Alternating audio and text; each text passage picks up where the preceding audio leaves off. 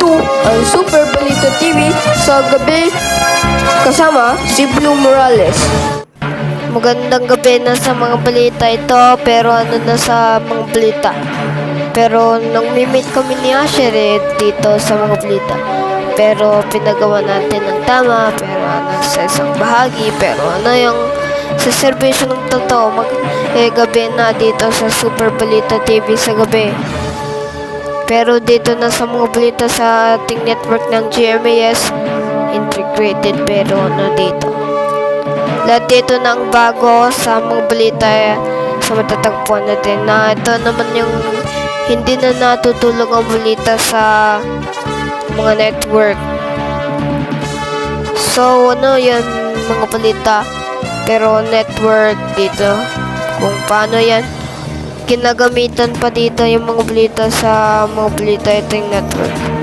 Pero pagbabalita natin na ngayon, yan yung mga balita sa mga balita ito. Diyan na sa mga balita ng isang bahagi. Pero na yung mga balita nire-record kami ng 4 minutes.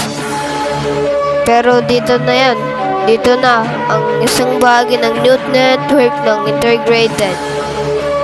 Dito na sa mga balita, pero yung mga balita. Pinagtanungin natin dito. So, yan yung first mic ng 5 months ago. Dito na sa mga balita. Pero, yung pinagbalita. Yan na yung yung isang bahagi. So, pinagbalita na ngayon. Yan yung mga balita. Kung may iPad na may storage, may sinabi 68.89 GB. Marami na storage walang pambili. Pero mahal ka 5,000. Yung product ko ay 10,000 pesos or 10,000 yen. Pero ng mga balita. So, diba?